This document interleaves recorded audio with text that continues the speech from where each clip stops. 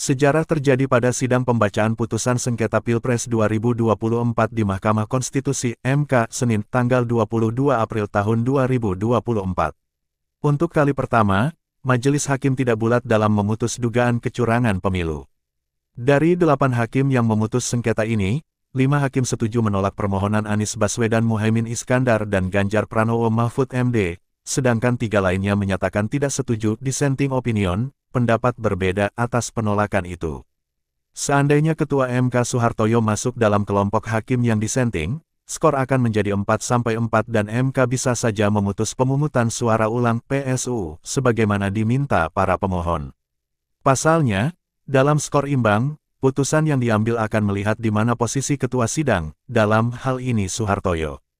Saldi Isra bandingkan pemilu zaman Soeharto. Wakil Ketua MK Saldi Isra mengkritik putusan mayoritas hakim yang dinilai hanya berfokus pada keadilan prosedural dalam penyelenggaraan pemilu, padahal itu tidak serta-merta mencerminkan keadilan substansial.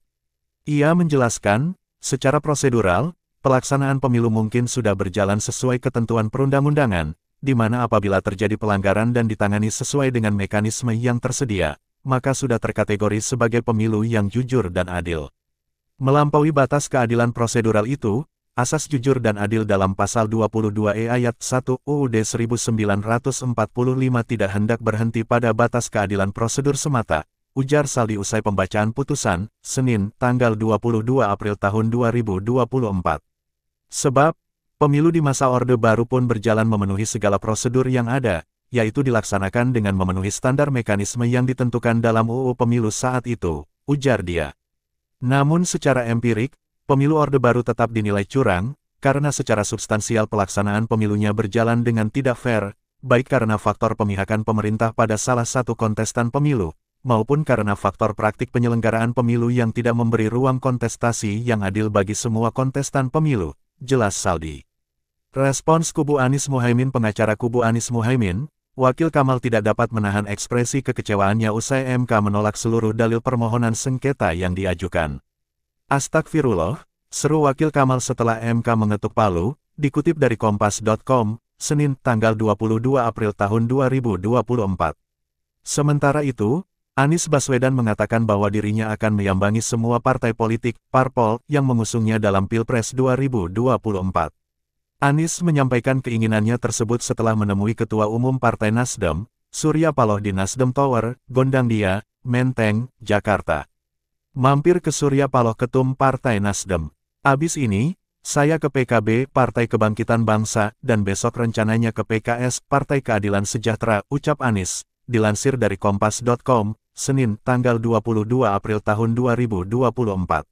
Anies menjelaskan bahwa agenda tersebut dilakukan untuk menyampaikan bahwa tugasnya telah selesai. Selain itu, Anies dan Muhaimin juga mengucapkan selamat kepada Capres-Cawapres terpilih, Prabowo Gibran dalam video tapping usai pembacaan putusan sengketa. Selain mengucapkan selamat, ia juga berkomitmen untuk menjaga perdamaian selama masa transisi presiden dan wakil presiden. Dengan segala catatan problematiknya proses Pilpres 2024 kali ini, kami berkomitmen untuk menjaga prinsip peaceful transition of power. Dan kami memilih menjadi bagian yang terus menjaga, terus membangun, mutu demokrasi di Indonesia, ujar Anies, dilansir dari Kompas.com, Senin, tanggal 22 April tahun 2024. Respons kubu Prabowo. Sementara itu, Capres nomor urut 2, Prabowo Subianto hanya melambaikan pose 2 jari saat ditemui di kediamannya di Jalan Kertanegara, Jakarta Selatan pada Senin, tanggal 22 April tahun 2024. Juru bicara Prabowo, Dhanil Anzar Simanjuntak mengatakan bahwa Prabowo perlu beristirahat setelah bekerja seharian di Kementerian Pertahanan.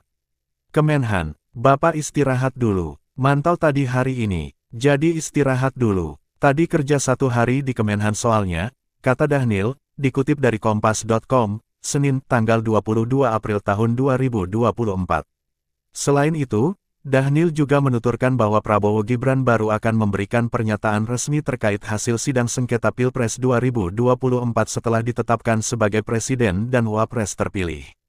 Jadi itu beliau nanti akan menyampaikan statement secara resmi pas di KPU hari Rabu, kan jam 10 akan diundang oleh KPU. Insya Allah beliau akan menyampaikan statement secara resmi terkait dengan keputusan MK hari ini, tutur Dhanil, dilansir dari Kompas.com, Senin. Di sisi lain, Wakil Ketua Tim Kampanye Nasional TKN Prabowo Gibran, Ahmad Muzani menjelaskan bahwa Prabowo Gibran akan jadi presiden dan wakil presiden bagi semua masyarakat, baik yang memilih mereka maupun tidak. Muzani berkata bahwa semua pihak di Indonesia nantinya akan bersatu sebagai bangsa ketika Pilpres 2024 sudah selesai, dikutip dari Kompas.com, Senin, tanggal 22 April tahun 2024. Respons kubu Ganjar Capres nomor urut 3, Ganjar Pranowo menerima putusan MK yang menolak gugatan sengketa hasil Pilpres 2024 dan menyatakan bahwa hal tersebut merupakan akhir dari perjalanannya dan Mahfud MD sebagai Capres-Cawapres. Ganjar juga mengapresiasi hukum yang telah berjalan selama proses sengketa, khususnya bagi sejumlah hakim yang menyatakan beda pendapat atau dissenting opinion. Artinya nurani hakim punya ruang sendiri untuk mengekspresikan dalam bentuk putusan dan saya kira ini adalah proses panjang yang harus kita hormati, ungkap Ganjar, dilansir dari Kompas.com, Senin. Tak hanya Ganjar, Mahfud MD juga menerima keputusan MK yang menolak semua gugatan sengketa kubu Ganjar Mahfud. Mahfud juga mengucapkan terima kasih bagi seluruh rakyat Indonesia dan meminta pendukungnya untuk berkomitmen menegakkan hukum dengan memberi contoh menerima keputusan MK. Saya ucapkan terima kasih kepada para pendukung maupun juga yang tidak mendukung, semuanya kita sebagai rakyat, mari bersatu menjaga negara ini dengan sebaik-baiknya, kata Mahfud, dikutip dari Kompas.com, Senin.